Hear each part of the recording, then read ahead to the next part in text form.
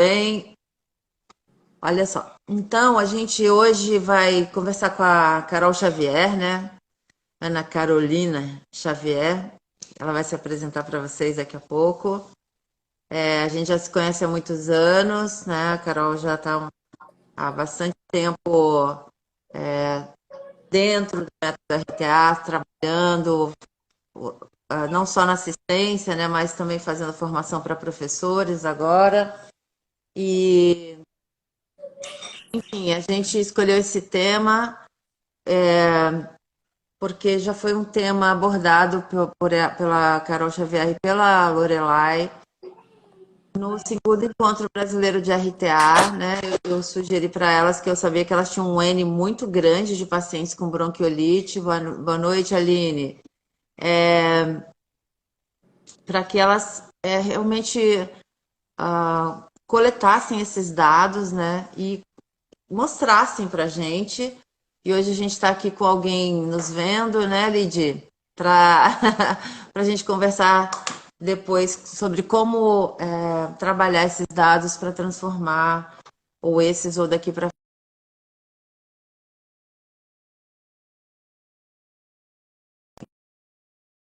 grande bronquiolite. Então, a gente escolheu o tema como o método RTA está afastando a bronquiolite dos hospitais e emergências, porque é uma realidade. Eu acredito que seja realidade para muitos de vocês que vão estar aqui nos assistindo e que também tratam bronquiolite, né?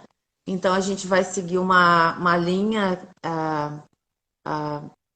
nessa conversa que vai ser primeiro falar, a Carol vai falar, ela vai falar a maior parte do tempo, né? O que a literatura fala sobre fisioterapia em bronquiolite, e sobre a fisiopatologia, e depois a gente vai conversar sobre as alterações biomecânicas e a importância de avaliar as alterações biomecânicas e aí depois apresentar esses dados da Kids Care.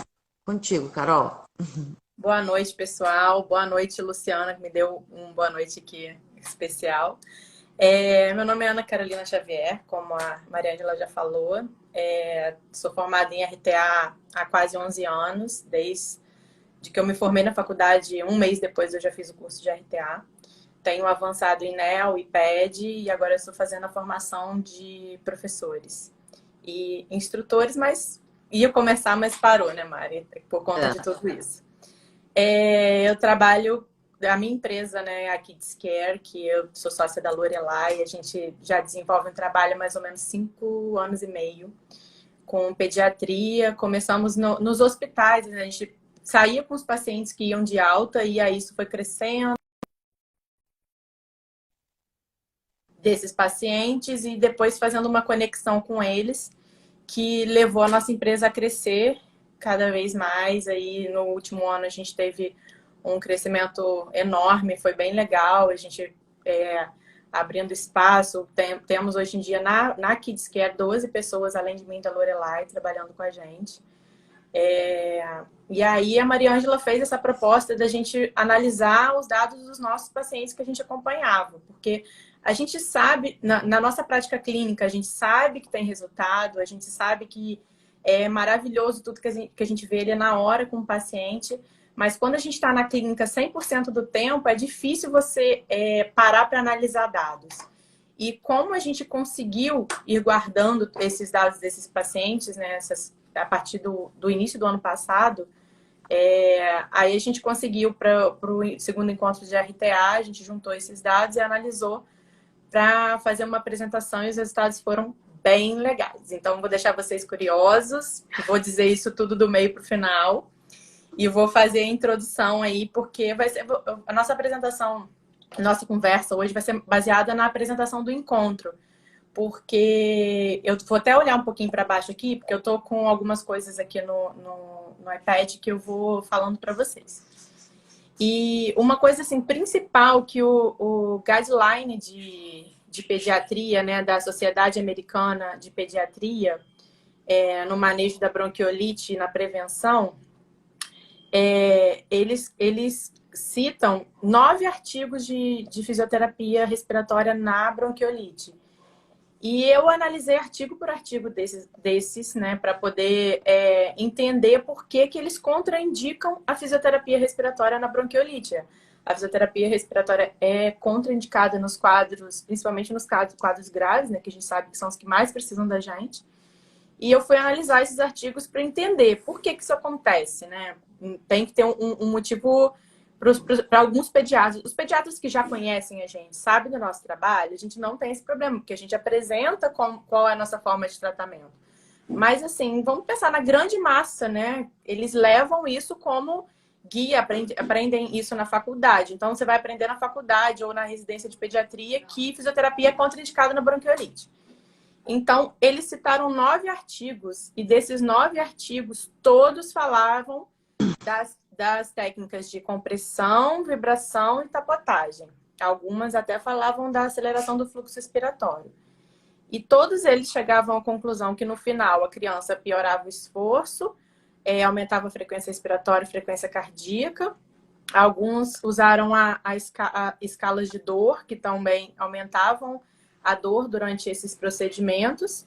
E aí, se você piora a dor, você aumenta a frequência respiratória. Alguns caíam até saturação. E aí, a conclusão de 100% desses 9 artigos foi que a fisioterapia não tinha efeito benéfico na melhora das crianças com bronquiolite, nem no tempo de internação, né? Foram artigos que foram feitos na internação hospitalar. Uma coisa que eu acho interessante dizer aqui, que os nossos pacientes que a gente atende em casa, vou colocar, não vou dizer porcentagem, porque eu estaria colocando uma coisa hipotética, mas boa parte deles são crianças assim que, se fossem numa emergência pediátrica, eles internariam. Então, a gente consegue, com manejo domiciliar, com um pediatra presente, isso é muito importante, gente. O pediatra, ele tá com a gente o tempo todo para a gente conseguir tocar essa criança que a gente sabe que vai ficar ali 24, 48 horas mais limítrofe, e com a assistência dele e a nossa presença lá atendendo esses pacientes, a gente consegue um resultado muito legal, que evita aí as emergências e principalmente as internações. Então, assim, a gente não faz isso sozinho, claro. E aí, essa equipe acompanhando de perto, bem unida, é o que faz o nosso resultado ser sempre maravilhoso. E aí, voltando a esses artigos, foram estudos grandes, né, estudos randomizados, e um que foi um artigo que é usado como base para esse guideline, que foi um artigo de 1985, que ele diz que as técnicas de fisioterapia, deixa eu ler aqui para vocês, eles usaram um N bem grande, e eles falam que é contraindicada a fisioterapia por piora do esforço respiratório e aumento dos parâmetros dos sinais vitais. Então, assim, como o padrão de fisioterapia que eles têm não é o padrão que a gente usa, a gente entende que eles contraindiquem. E chega a ser até um pouco plausível, né, Mariângela? Porque se eles veem que essa fisioterapia piora o paciente, eles vão contraindicar, e a gente está aqui para a Lidiane ajudar a gente a publicar esses dados, para a gente conseguir mostrar que a fisioterapia é sim eficaz, reduz sim o tempo de internação, reduz o tempo de quadro. A gente sabe que o RSV, né, evita a internação, especialmente. Evita a internação. Exatamente. E seria até bom os planos de saúde a gente apresentar esse plano de saúde trabalhar na assistência primária, né, na prevenção da internação, que seria interessante financeiramente para eles, né? Claro. Acho que é interessante para todo mundo, né? Especialmente para a criança. Com certeza. E para os pais, né? Porque o estresse de uma internação não tem nem o que dizer sobre esse estresse que eles passam no período que eles estão internados. Então, Carol, eu acho que é legal a gente agora. Tem alguém falando que o último congresso que participei é a fisioterapia contraindicada. Esse guideline é de 2017, é o mais novo que tem sobre bronquiolite, né? Que diz como indicação A é oxigenoterapia. Corticoide não é indicado e broncodilatador só em caso de broncoespasmo severo. Sim, acho que são duas doenças que estão bastante em pauta em relação à fisioterapia, que é a bronquiolite e a pneumonia, né? Mas a gente vai falar de bronquiolite e eu acho que é importante a gente fazer uma conexão para as pessoas que estão aqui nos assistindo. Mas então, como é que essa fisioterapia que a gente faz com o RTA dá certo, né? Então, eu acho que o fundamental é a gente entender o que é a bronquiolite, o que é esse quadro, que é o que você vai falar agora um pouco, para depois a gente partir para uma análise mais clínico-funcional da criança e do bebê, né? Eu estou vendo aqui, já atendi alguns pacientes aqui em Brasília que os médicos solicitam RTA para evitar a internação. Brasília é uma cidade que os pneumopediatras e pediatras solicitam muito RTA porque eles sabem os resultados, já conhecem bastante, tem muitos anos, né? Foi um trabalho que começou com a Patrícia Yuki, que está desenvolvendo RTA há mais de 20 anos em Brasília, e hoje tem muitos fisioterapeutas praticando RTA aí na sua cidade, então com certeza os médicos já conhecem bem. Vai lá, Carol. Então, vou falar um pouquinho sobre a fisiopatologia da bronquiolite, né? O principal vírus da bronquiolite é o vírus sincicial respiratório, né? E o que ocorre na mucosa da via aérea é uma inflamação nessa mucosa, que gera edema e uma necrose dessa mucosa bronquiolar, por conta da inflamação. E aí a obstrução, ela é progressiva, né? Predominantemente expiratória, é uma doença obstrutiva, mas a gente sabe, né, pela análise biomecânica, que que ela se torna restritiva pelo aprisionamento aéreo. Acho até... Carol, depois a gente vai explicar isso, tá, gente? Porque parece assim uma coisa muito estranha falar que ela se torna restritiva pelo aprisionamento aéreo, né? Tá. Vou falar só da fisiopatologia, então, para não atropelar. Não, é só uma parte para dizer que a gente vai falar sobre isso. A gente vai explicar. E clinicamente ela se caracteriza pelo início agudo de infecção nas vias aéreas superiores, que evolui com tosse, coriza e taquipneia. E posteriormente a sibilância, né, que vai ser por esse aprisionamento aéreo, esse edema e obstrução da passagem de ar nas vias aéreas. A hipersecretividade geralmente é desde o início, a tosse seca acontece no máximo 24 horas, depois já evolui com hipersecretividade. E dependendo do nível inflamatório dessa criança, né, dessa resposta inflamatória, vem o esforço respiratório, vem o quadro de taquipneia evoluindo com esforço respiratório por aprisionamento aéreo e obstrução das vias aéreas, tanto superiores quanto inferiores. O vírus ele se multiplica nas células epiteliais, que restringem, né, tem lá a luz dos brônquios, então tem o edema que já restringe a luz alveolar. E depois ainda tem as células epiteliais inflamatórias com a secreção, que restringem mais ainda. Então a passagem de ar fica bem prejudicada nesses bronquíolos e alvéolos. E aí ocasiona, né, uma resposta inflamatória grande, que pode evoluir com febre, que piora o esforço e a taquipneia.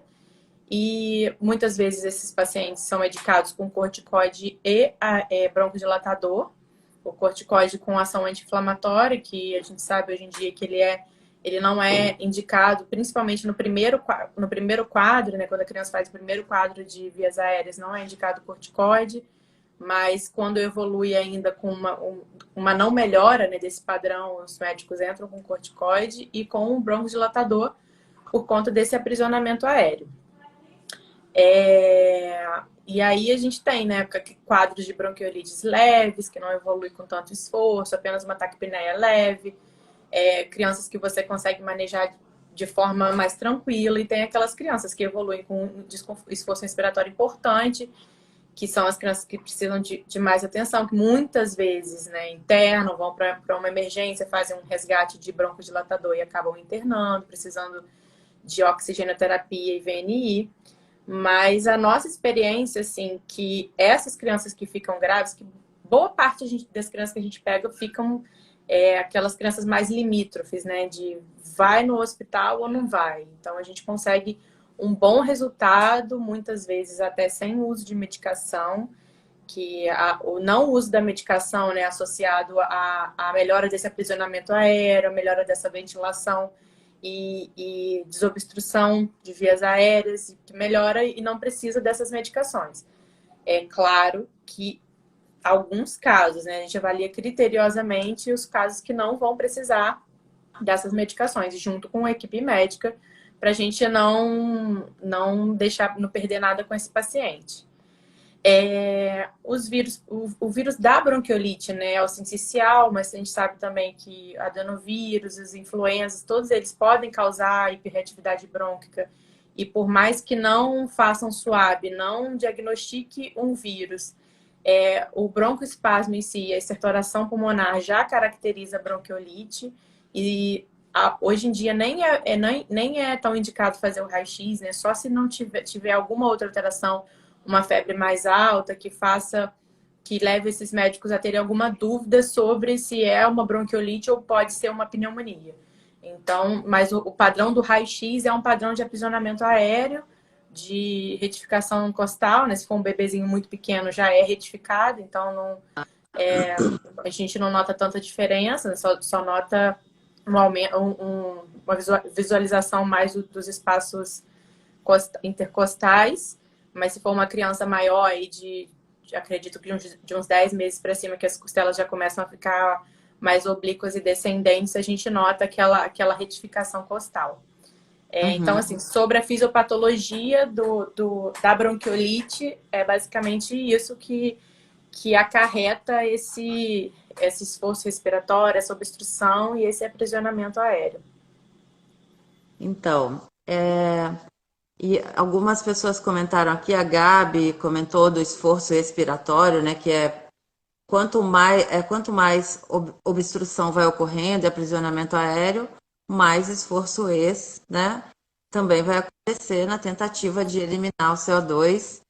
E uma pessoa que eu não lembro quem comentou que, assim, quando acontece com o broncodisplásico, que aí já é uma situação um pouco mais complexa, né? Mas quando a gente avalia para tratar um paciente, no conceito, na visão do método RTA, a gente vai considerar o que essa patologia está causando naquele indivíduo, né? Então, nós temos, assim, um conceito muito consolidado na fisioterapia respiratória de que o acúmulo de secreção, ele é muito importante em várias doenças, né? E talvez essa consideração da hipersecretividade leve a algumas aplicações de algumas técnicas que de forma diferente de como se considera no RTA, né? Então, se a gente sabe que vai ocorrer uma obstrução, a partir do momento que existe uma obstrução, Diego, eu vou parar aqui só um minuto que ele tá rindo de uma piada que eu mandei para ele. Carol, desculpa, gente. Então, assim, olha, quando ocorre uma obstrução, quem é fisioterapeuta que está aqui deve lembrar da lei de Poiseuille, né, que fala sobre a relação da pressão necessária para ventilar, diretamente relacionada ao raio da via aérea, né, elevado à quarta potência. Então, o que acontece? A obstrução intensifica muito o esforço para ventilar. Então, esses pacientes vão fazer esforço. Todo paciente obstrutivo, assim, no caso a gente está falando de obstrução, né? Todo paciente obstrutivo vai fazer um esforço inspiratório importante para vencer aquela resistência aumentada. quanto maior a resistência, mais esforço o indivíduo vai fazer. Só que a bronquiolite, o que acontece? Ela acomete crianças de 2 anos para baixo. Quanto mais novo esse bebê, mais instável é o sistema respiratório dele. Não quer dizer que ele tem um sistema respiratório desvantajoso ou ruim, de jeito nenhum. A criança tem o sistema respiratório adequado para a idade dela. Só que ela vai dar uma resposta à agressão diferente a que uma criança maior daria ou que um adulto também daria. Tá? Então, quanto mais jovem, mais a parede torácica é instável e menos distensíveis são os pulmões e mais elevada é a caixa torácica. Então, quanto mais baixa a caixa torácica, à medida, assim, numa criança saudável que vai se desenvolvendo, né? A caixa torácica vai se tornando cada vez mais baixa. E ela vai se tornando mais baixa à medida e também por causa da atividade não respiratória. Então, tudo que o bebê faz em termos de desenvolvimento faz com que ele adquira forças, possibilidades de movimentos mais amplos, isso dá mobilidade para a caixa torácica, tá? Então, esse é um assunto muito longo, que um dia a gente pode conversar aqui, mas o desenvolvimento sensório-motor é que faz com que o sistema respiratório tenha amplitude. Quanto menos desenvolvido um bebê, aí não importa a idade, né? Menos amplitude ele vai ter no sistema respiratório. Então, quando um bebê, imagina um bebezinho recém-nascido, sei lá, vamos colocar um bebê de 20 dias, de um mesinho, ou até de 2, que ainda tem as costelas bastante horizontalizadas e vai ter por bastante tempo, né, por alguns meses. Então, esse bebê já tem as costelas horizontalizadas. E os músculos inspiratórios desse bebê, eles são também menos, eles têm um comprimento menor do que eles terão depois. Então, a capacidade que esses músculos têm de gerar pressão para elevar a caixa torácica é menor, porque os músculos são mais curtos. E a caixa torácica é mais elevada. Então, e além disso, a gente soma a instabilidade da parede torácica, porque o bebê ainda não desenvolveu músculos suficientes para isso. E tem pulmões pouco distensíveis. Então, vai gerar um esforço para ele respirar. E esse esforço vai só pelo fato. Vamos considerar o seguinte: se ele nem tivesse a obstrução das vias aéreas, qualquer indivíduo que vai fazendo esforço com os musculozinhos, os músculos respiratórios ficam com mais tensão. Então, se os músculos ficam com mais tensão, a expiração fica mais curta. Agora, some a isso uma obstrução. Então, é respirar contra uma resistência grande, gera muita tensão nos músculos, e aí esses músculos se encurtam. Então, o aprisionamento aéreo não ocorre só por causa da obstrução das vias aéreas, mas também pelo encurtamento dos músculos inspiratórios. Então, isso vai gerando uma caixa torácica cada vez mais elevada e vai gerando uma impossibilidade ventilatória, uma dificuldade ventilatória que é crescente. E, fora isso, quanto mais a gente usa a musculatura acessória para respirar, menos a gente consegue usar o diafragma. Então, o diafragma diminui o papel dele na ventilação, sendo que ele é o músculo mais importante na ventilação. Então, alguns bebês que são muito novinhos e têm bastante esforço, o que a gente observa neles?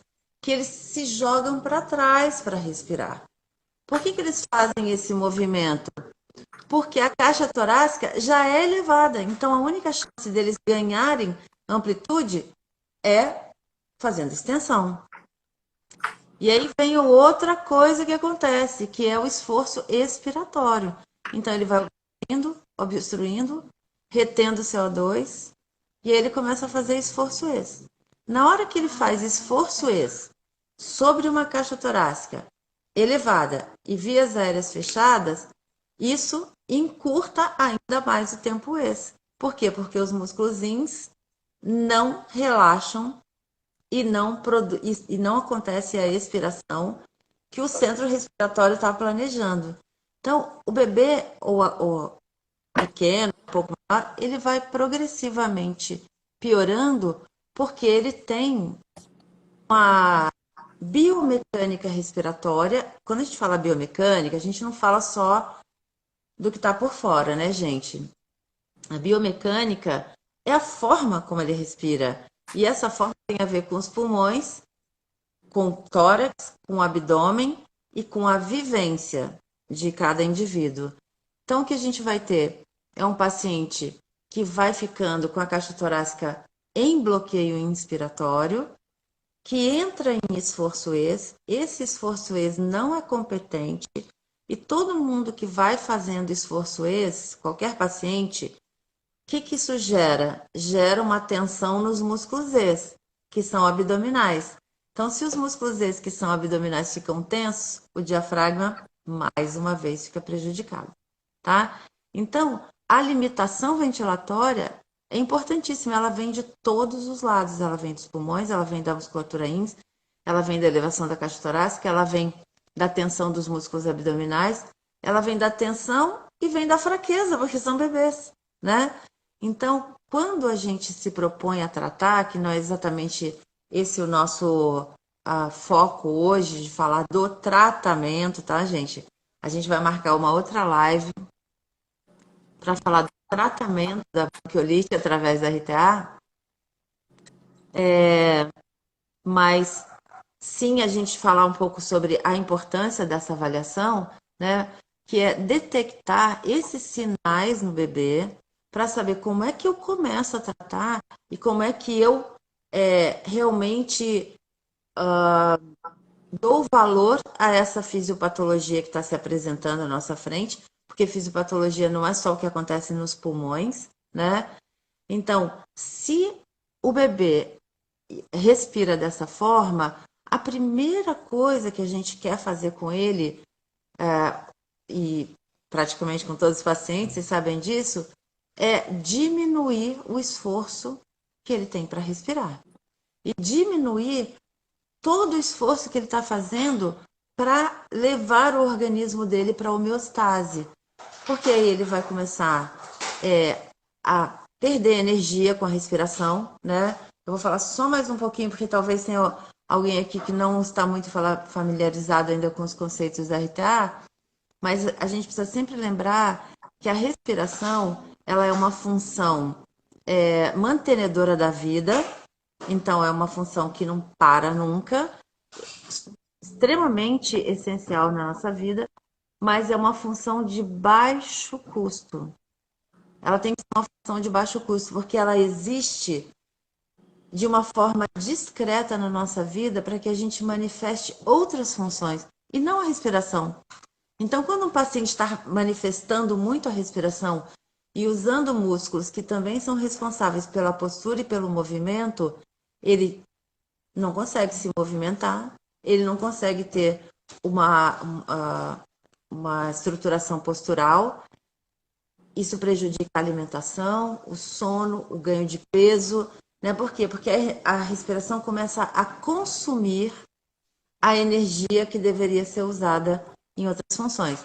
Então, assim, basicamente, essa é a grande importância que existe em a gente considerar a forma como esses bebês respiram, essas crianças respiram, né? E óbvio, como alguém colocou aqui, se você tiver um paciente, um bebê que foi prematuro, que é broncodisplásico e faz uma bronquiolite, esse quadro ele vai ser muito mais intenso e a gente tem que ter um cuidado muito maior na avaliação e no tratamento, tá?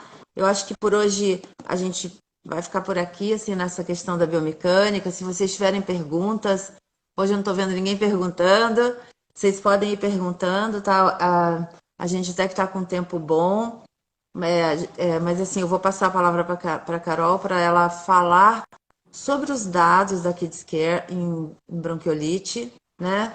E aí, à medida que vocês tiverem também dúvidas, perguntas, contribuições, vocês podem ir fazendo, que eu vou anotando aqui. Obrigada, Aline.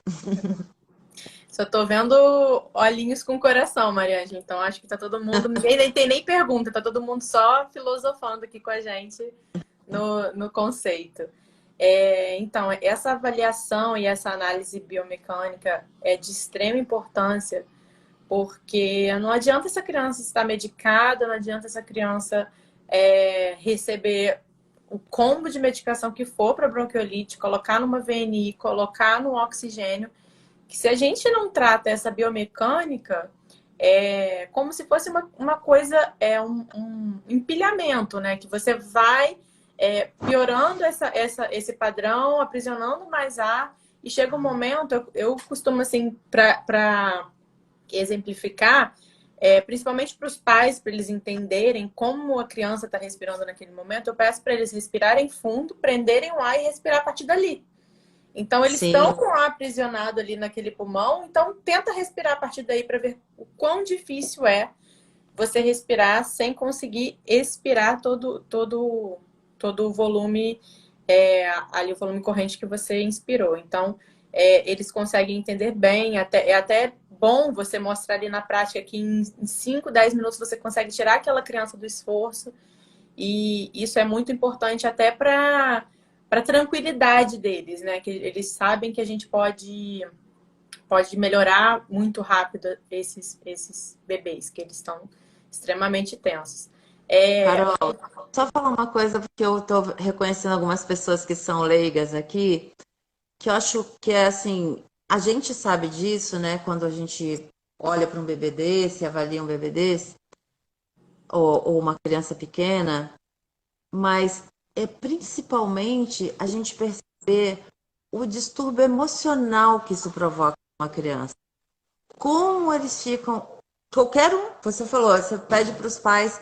Eu faço muito isso nos cursos também, nos cursos básicos de RTA. Quando você pede para alguém respirar assim, o que acontece? A pessoa não consegue ficar 30 segundos respirando dessa maneira. Agora imagina você passar uma noite, você tá com fome, querer mamar e não conseguir, porque a sua respiração tá ofegante, aí ele mama, aí ele engasga. E não é a secreção a grande culpada disso, é o esforço. É tudo que ele está fazendo para que o corpo dele volte, para o organismo dele volte para a normalidade. Né? Então, muito, muito importante a gente olhar também todas as manifestações que os pacientes têm em função desses desconfortos. Vai lá. Com certeza.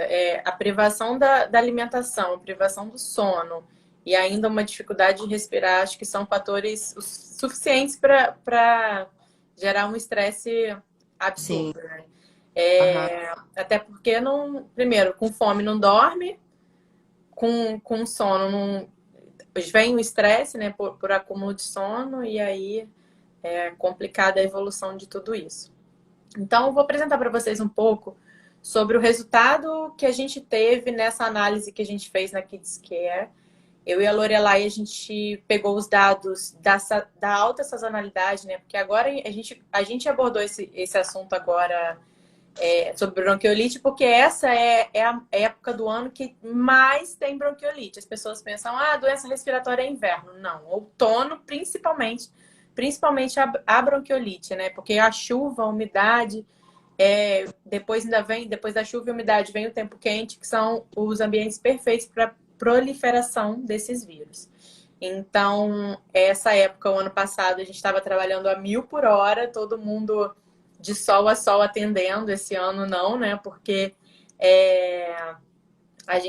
essas crianças estão em casa, não estão indo na creche, não estão indo na escola, não estão tendo contato com outras crianças, então a transmissão desses vírus está um pouco além, a transmissão do coronavírus está parada, mais ou menos, né? E a dos vírus respiratórios da sazonalidade também estão bem lentos. Em março a gente teve até um picozinho de bronquiolite, mas foi só na primeira semana e depois que entrou a quarentena reduziu drasticamente. Eu vou ler aqui, Mariângela. A Mariana está falando que os quadros começam geralmente com um quadro de vias aéreas superiores. Seria muito melhor começar o RTA como prevenção antes da piora do quadro. Exatamente, Mariana. É um ponto que eu vou abordar aqui, porque eu já vou até passar alguns dados para você, porque 9,71% dos nossos pacientes não usam nem medicação nesses quadros de bronquiolite, mas são quadros que a gente geralmente pega exatamente nesse início da obstrução nasal, que a gente consegue trabalhar bem essa biomecânica para que essa criança não aprisione tanto ar, porque aprisionar é como se fosse a evolução fisiológica da bronquiolite, o aprisionamento, não tem jeito. Mas a gente retardando esse aprisionamento e diminuindo as consequências, a gente consegue evitar que essa criança entre no broncoespasmo importante. Então, assim, é um dado importantíssimo a gente saber que boa parte das crianças a gente não precisa nem medicar, porque elas, tratando desde o início, a gente já consegue uma ótima evolução do quadro. A gente sabe que entre o terceiro e o quinto dia são os piores dias da bronquiolite, onde ocorre o pico inflamatório. Então, a gente sabe que são dias que as crianças vão estar com mais desconforto, mais taquipneia. E aí a gente fica de olho nesses 3 dias. Né? Passados esses 3 dias, a gente sabe que praticamente a bronquiolite está resolvida. Eu fiz uma live com uma pediatra, a doutora Tatiane Maete, e ela até abordou muito sobre essa questão do RSV em si, né, que o sincicial respiratório, o vírus sincicial respiratório, que a duração do processo inflamatório pode chegar até 3 meses. Então, a criança agudizou ali naqueles primeiros 7 a 10 dias, mas o vírus sincicial ainda vai estar no organismo até 3 meses. Então, tem criança que vai ter quadro respiratório, hiperreatividade brônquia pós-viral, pelo sincicial até 3 meses. Aí, passado 2 meses do sincicial, vai lá e pega uma influenza. Então, vai evoluir com um quadro em cima do outro.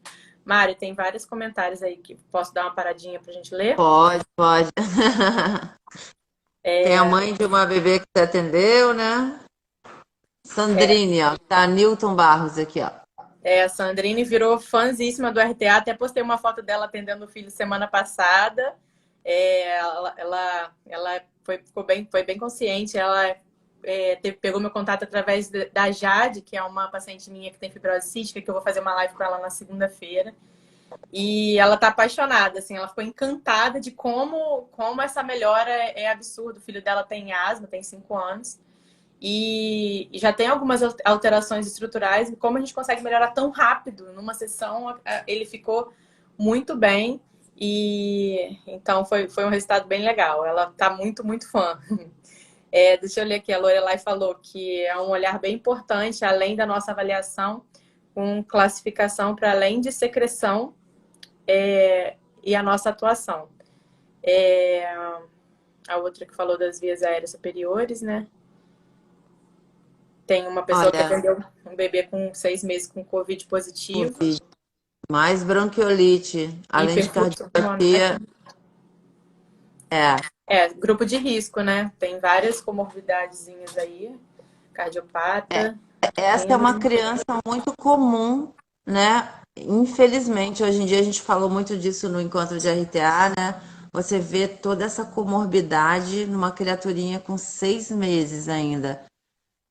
Luana, né? Luana, você pode sugerir, você mesmo pode vir aqui fazer uma live com a gente, conversar sobre essas crianças mais complexas, esses bebês mais complexos, eu acho que é bem importante também. A Laís está citando aqui dos outros vírus, eu falei da influenza, né? H1N1, tem adenovírus, rinovírus, parainfluenza, metapneumovírus, são N vírus, né? Mas o principal, né, caracterizado como... o influenza, por exemplo, ele é caracterizado como vírus da gripe, mas a gente sabe que um quadro respiratório evoluindo com hiperreatividade pulmonar, broncoespasmo e inflamação pulmonar, o diagnóstico é de bronquiolite, né? Mas vários vírus podem causar a inflamação bronquiolar e ser diagnosticado como bronquiolite.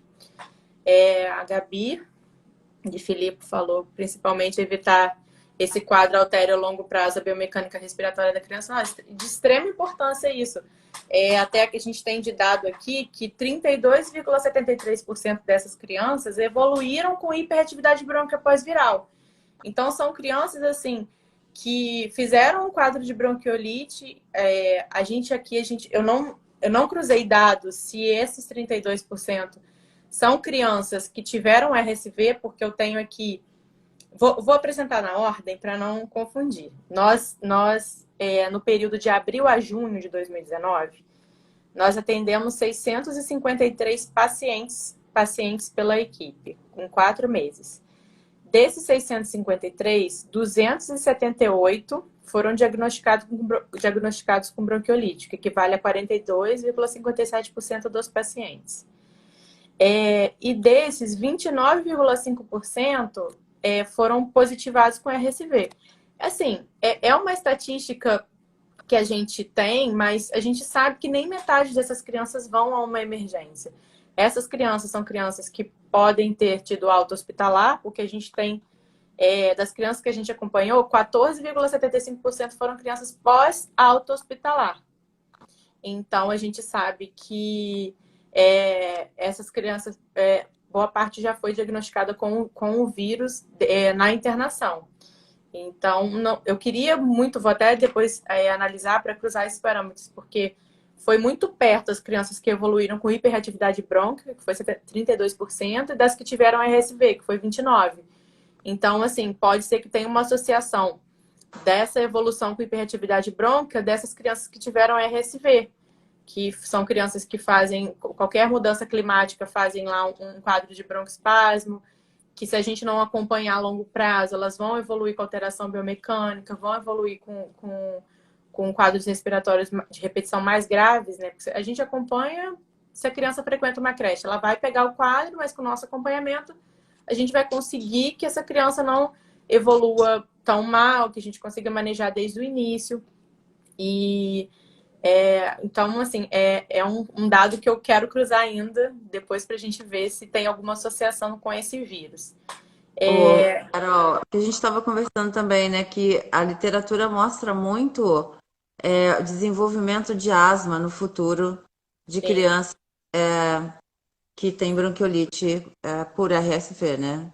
Então, agora que a gente já está com quase 5 anos na empresa, né, a gente tem crianças que a gente atendeu lá com 6 meses, que a gente acompanha até hoje em dia com asma. Então, a gente sabe que tem porque a gente não tem um banco de dados de lá de longe, mas a partir do ano passado, acho que a gente consegue, daqui a um tempo, mostrar bastante essa evolução, que aí independe do nosso tratamento, né? Aquilo ali já é um remodelamento alveolar que esse paciente passa, que nem tem uma história genética, muitas vezes, de doença respiratória na família, né? E aí essa criança, por uma infecção viral, evolui com uma asma. Aí os pais sempre perguntam, mas ele já fez o segundo quadro depois da bronquiolite, ele vai ser asmático? A gente não tem como dizer, né? Tudo, o desenvolvimento pulmonar, ele é super dinâmico. Pode ser que daqui a um ano essa criança nem faça diferença na vida dela esse quadro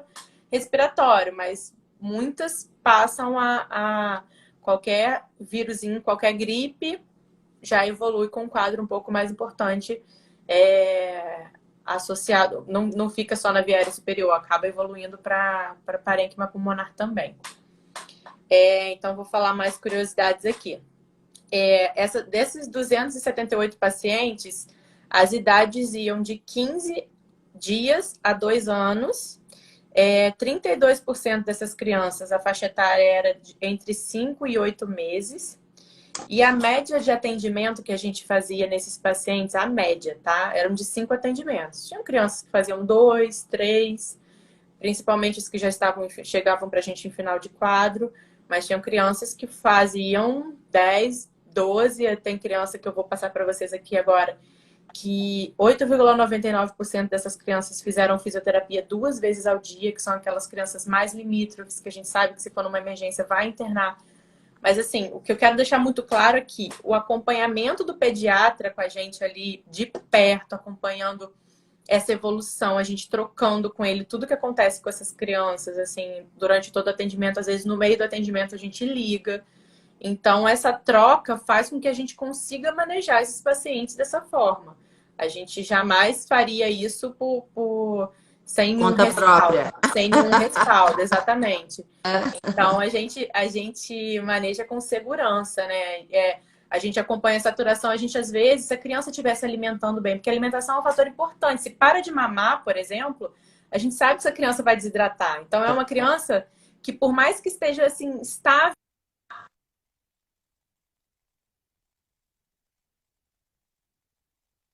Travou, Carol.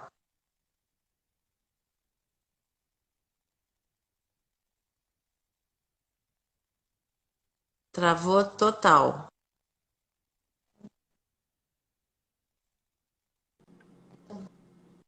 Alô? Oi, Voltou. voltou. Voltou. Estou te ouvindo agora. Voltou. Oi, Fran. Francesca, fisioterapeuta também, trabalhou comigo muito tempo.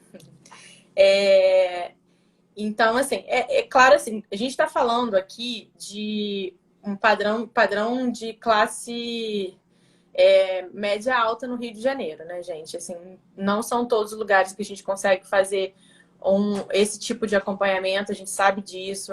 As pessoas que fazem fisioterapia com a gente são pessoas que podem pagar, porque o nosso atendimento é particular. Mas da melhor, a gente não deixa ninguém sem atendimento. Se um paciente chegar pra gente que o plano de saúde não reembolsa e a gente vai trabalhar com o reembolso desses pacientes. Então, negar atendimento a gente não nega de jeito nenhum. A gente até faz atendimento social também, que se o nosso trabalho pode chegar a todo mundo, a gente fica muito mais feliz, né?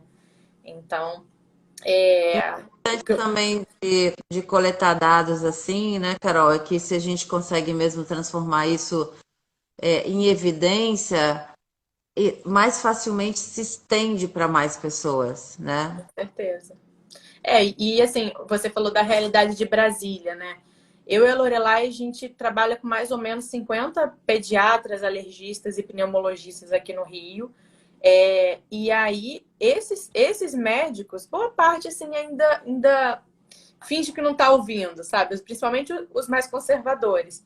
Mas hoje em dia, eles já ligam para a gente pedindo RTA para os pacientes. Eu até, às vezes, te mando uns prints de conversa, porque eu acho bonitinho. Eles não sabem, assim, às vezes, falar no nosso linguajar, mas eles sabem que aquela alteração estrutural gera um prejuízo muito grande para esses pacientes, né? Então, a gente vai, assim, plantando uma sementinha aqui, conversa com o pediatra ali, mostra uma foto antes e depois da mudança da biomecânica da criança, e aí eles vão entendendo. Então, é um trabalho de formiguinha.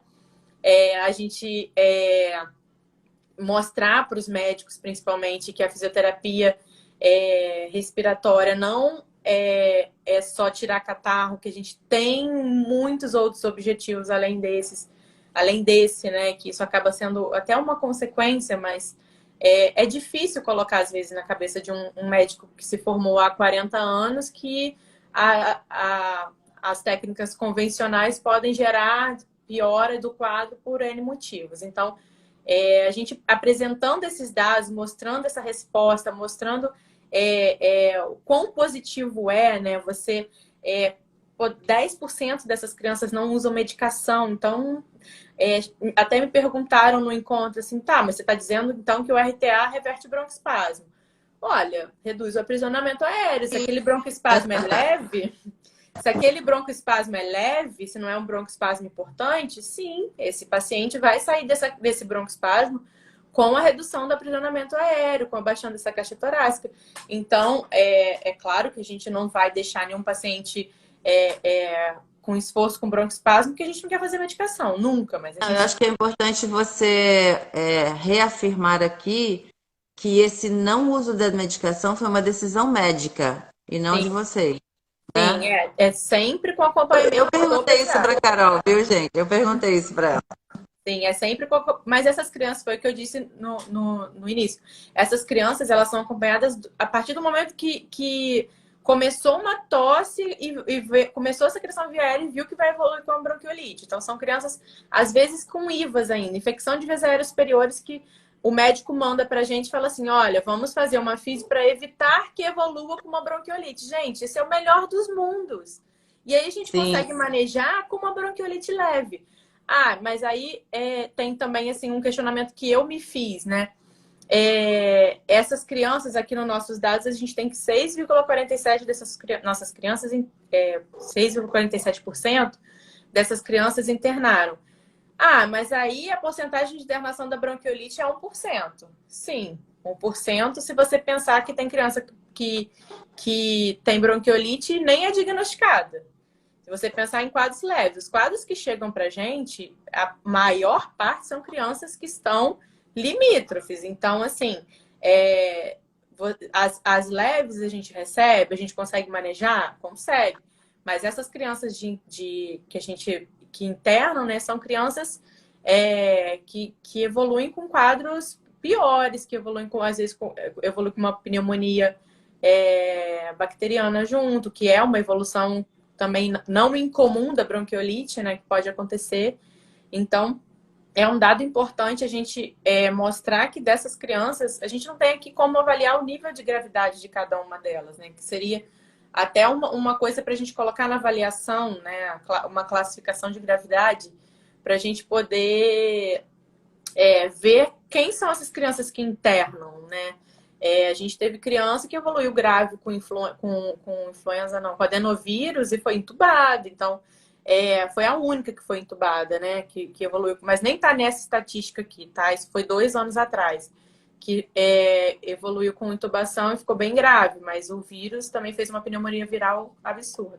Pode falar, Marta. Carol, eu sempre falo, né? Toda live eu falo, acaba muito rápido, tá quase acabando, viu? E Boa. tem vários comentários e pessoas que falaram coisas importantes. Você não quer fazer assim, um minutinho, faz um resumo de quais foram esses achados de vocês, sem nenhum comentário no meio, só para ficar Registrar. bem registrado para o pessoal. E aí depois a gente vai ler os comentários e conversar um pouco, se Tá der bem. tempo. Então foram 4 Já, meses. Aline, já. Boa, né? Então foram 4 meses, de abril a junho de 2019. Foram atendidos 653 pacientes. Desses, 278 pacientes foram diagnosticados com bronquiolite, que equivale a 42,57%. 32% desses pacientes tinham entre 5 e 8 meses. A média eram de 5 atendimentos por criança. E 29,5% foram diagnosticadas com RSV pelo painel viral. Essas crianças, dessas 278 crianças, 32,73% evoluíram com hiperreatividade bronquial pós-viral. Essas crianças a gente sabe os dados porque nós continuamos acompanhando. 6,47% dessas crianças internaram. 14,75% a gente começou a acompanhar após internação. 8,99% fizeram fisioterapia 2 vezes ao dia. E 9,71% não usaram medicação no período da bronquiolite. Ótimo, excelente. Acho que agora ficou bem estabelecido aí para todo mundo, né? Tem uns comentários aqui, relatos. Você quer ler um pouco aí, Carol? Deixa eu Ó, voltar. vamos voltar aqui. Eu sei que tem acima, mas eu vou ver aqui da Roberta mensagem dizendo que o RT é um tratamento top e o carro-chefe no tratamento da retirada da criança da crise de broncoespasmo na bronquiolite. Já atende várias crianças na emergência que iriam para a VNI. Maravilha, Roberta. Com certeza isso é uma experiência sua e de muitos outros fisioterapeutas, né? E assim, hoje ninguém aqui tem problema em dizer que a gente melhora o broncoespasmo, sim. Isso não quer dizer que um fisioterapeuta que faça RTA prescinde ou possa prescindir, porque não tem nem a possibilidade, nem ética, nem e aqui não cabe, de prescindir da medicação. Não quer dizer isso, né? Por exemplo, eu já atendi, talvez alguém que esteja aqui já tenha visto, eu atendendo colegas que fazem crise de asma dentro do curso. E a pessoa melhora, sai da crise, né? Então, não é ou uma coisa ou outra, viu, gente? Ah, melhora o broncoespasmo, então eu não preciso de medicação. Não, não é isso. Deixa eu ver se tem algum aqui para cima. Tem, eu sei que tem. Eu vi que a Cristina Guimarães falou alguma coisa de difícil que os pais entendam que o tratamento tem que ter continuidade, né? A Gabi também está falando da importância do acompanhamento a longo prazo. E algo que eu tenho sempre dito para vocês, né? Você é um fisioterapeuta pediátrico, você tem que ver o seu paciente como o pediatra vê, né? Mesmo que ele não precise mais da fisioterapia, mas ele precisa de um acompanhamento do fisioterapeuta pediátrico. E ele restam 28 segundos. A gente vai voltar, tá? Tem uma pergunta aqui importante, que é se havia crianças prematuras. Eu já acompanhei, assim, não eu assistindo, mas a Gabi assistindo um bebê prematuro muito grave com bronquiolite, que a gente pode comentar um pouco depois, porque eu lembro um pouco do caso, ou a gente pode abrir para a Gabi entrar. Aí depende de vocês, a gente pode ficar conversando aqui mais um tempo, tá? Mas vai acabar. Voltei. Então, deixa eu ver se eu não. Os comentários, acho que não tá mais aqui, mas assim, eu anotei algumas coisas. Isso do acompanhamento, né? Também já foi falado a relação com os médicos, como é importante A essa relação. Lorelai enfatizou aqui, né, para a gente deixar claro, bem claro sempre, que a gente tem todo o respaldo deles, né? A gente nunca faz nada sozinho. Isso é muito importante a gente martelar, porque, por exemplo, a medicação é uma decisão deles. A gente sugere, eles perguntam a nossa opinião, claro, porque a gente está lá vendo a criança, mas é sempre com o aval deles. Até um resgate, às vezes, de aerolink que a gente faz, né, em casa, quando essas crianças estão num broncoespasmo severo, que é esse broncoespasmo severo que vai levar essa criança à emergência, porque a criança está com esforço. Então, se a gente puder fazer um resgate, monitorando essa criança, vendo frequência respiratória, frequência cardíaca, saturação, com um pediatra ali no backup, no telefone, a gente faz com segurança e essas crianças realmente não vão para emergência, que a gente sabe que a gente vai fazer a medicação necessária, vai fazer o atendimento, melhorar o desconforto respiratório e conseguir manter esses pacientes em casa. A Lorelai está falando aqui que nós observamos que mesmo com a abordagem diferentes dos médicos, associado ao nosso tratamento deu certo. Porque tem muito médico que a gente trabalha que são extremamente medicamentosos e tem médicos que tentam segurar o máximo possível porque o organismo... Tem criança que faz homeopatia, enfim, a gente não tem esse dado, infelizmente, mas são coisas que daqui para frente a gente vai tentar colocar, né, nos dados para a gente ter esses dados mais para frente, que eu acho que é importantíssimo também. Talvez a associação do RTA com a homeopatia tenha um melhor resultado, a gente tem que analisar isso também. A longo prazo a gente consegue.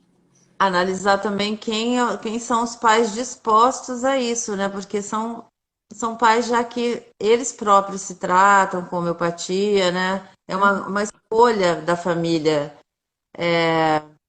numa condição mais aguda como essa, né? E teve uma pessoa que comentou, eu não lembro quem foi, que também trata bastante bronquiolite, sempre tem resultados assim, com no máximo 3 atendimentos. Se não for um caso mais grave, como esse que você falou, né?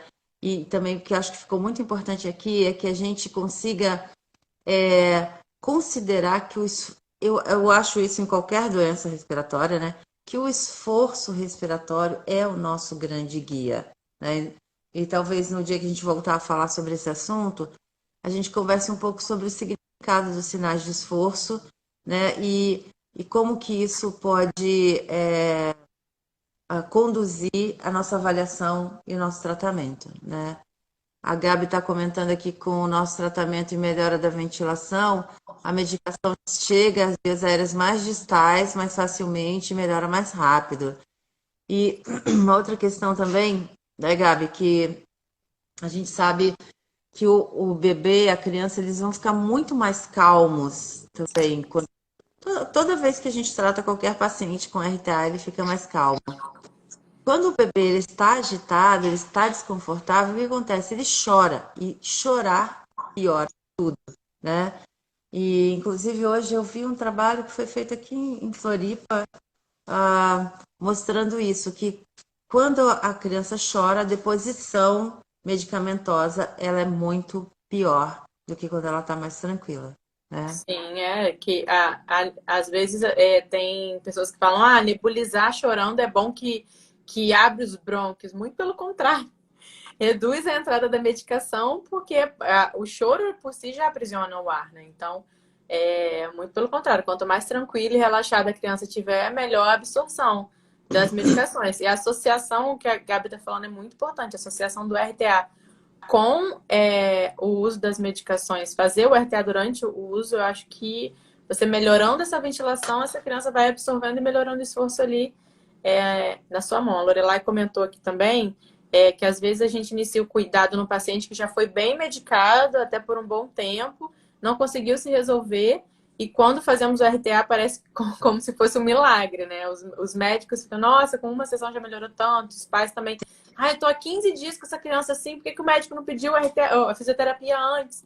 E aí os resultados são realmente sabe, né, que a melhora é rápida e significativa. Com certeza. Eu queria falar uma coisa, mas eu esqueci o que era. Desculpa. Eu já lembro. Não foi por sua causa, não. É que a gente vai pensando tanta coisa e eu lembrei.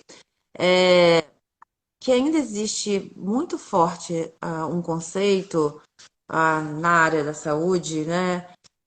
Dos profissionais que lidam com respiração, de vários, não só fisioterapeutas, que respirar profundamente é respirar bem.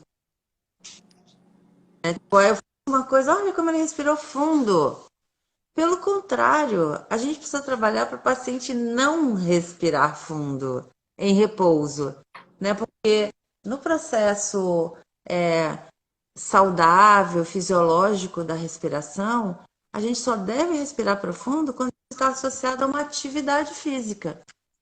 Se não tiver associado a uma atividade física, a gente sempre deve respirar de uma forma tranquila. Então, às vezes a gente ouve, olha, eu fiz tal coisa, olha como ele respira fundo, expandiu o tórax. Expandir o tórax também já é algo que mostra pra gente, quando a gente estuda bastante a biomecânica, que não é desejável, né? A gente deseja que o diafragma trabalhe predominantemente e que o tórax expanda bem menos do que a região abdominal, tá? Tem mais alguém comentando aqui, Carol? Tem a Monique e a Gabi estão falando que é importantíssimo abordarmos os sinais de esforço para os pais identificarem.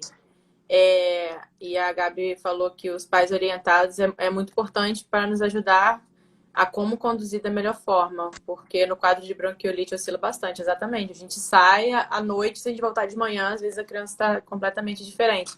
Eu até numa live que eu fiz com essa doutora Tatiane, que falou bastante desses quadros respiratórios, a gente disponibilizou lá aqui no Insta da Kids sinais de esforço, né? Eu vou até deixar ali nos destaques depois, para caso alguém que tem algum pai ou mãe aqui queira olhar também, para ficar aí registrado, que é importante demais você ver o limite, né? Até quando você pode ficar com o filho em casa, principalmente no período noturno, né? Onde tem menor vigilância, menor assistência. É de extrema importância também. E quando a gente conversar mais sobre a abordagem mesmo, na assistência, né, um dos fatores que eu acho que a gente precisa falar é sobre a orientação, né?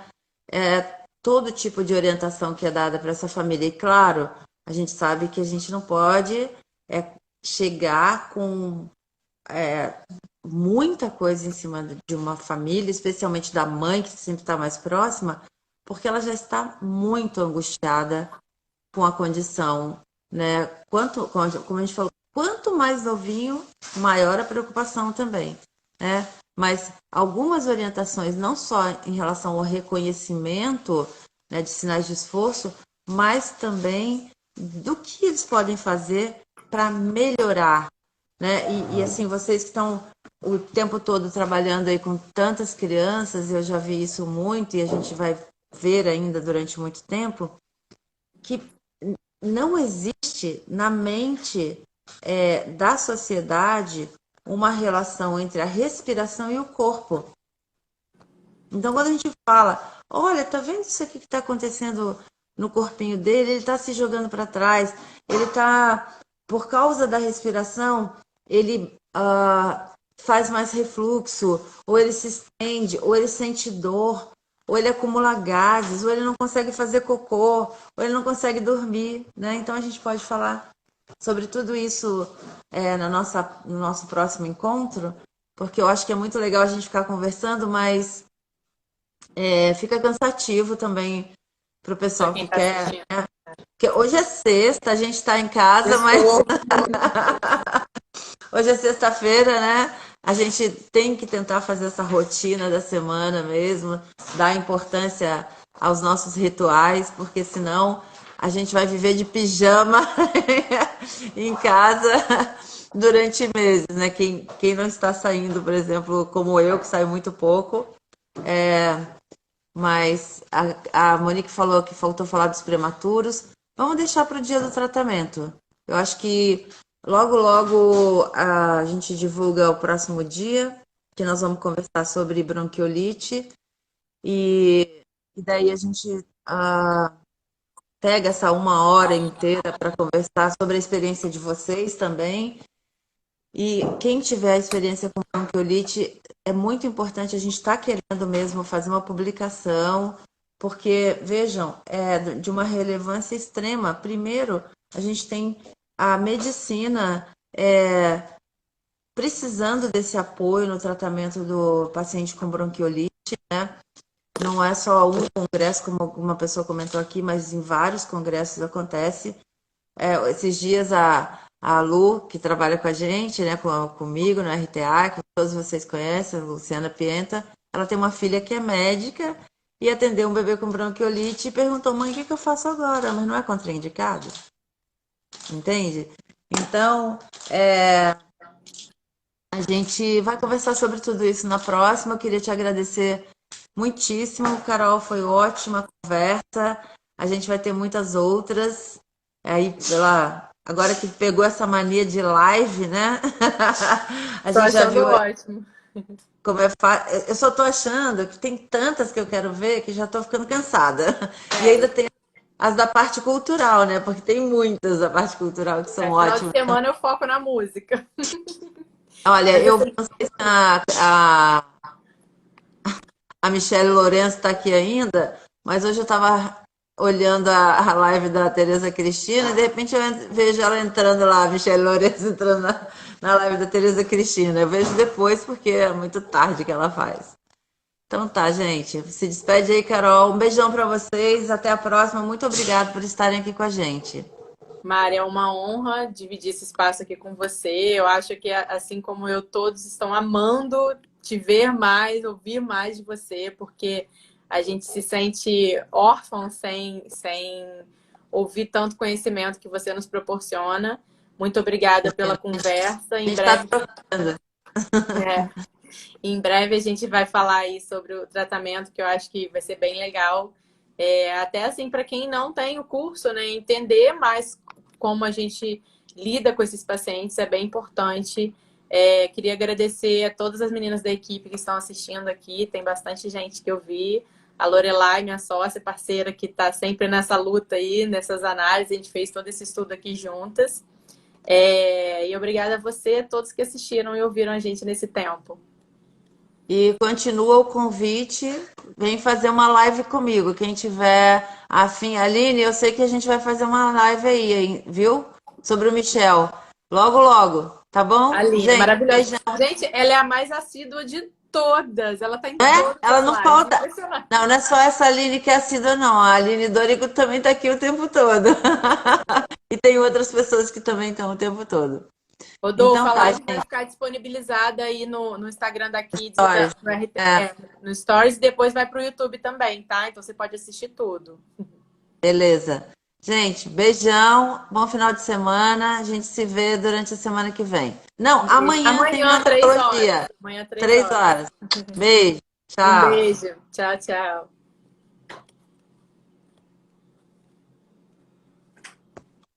Notificar.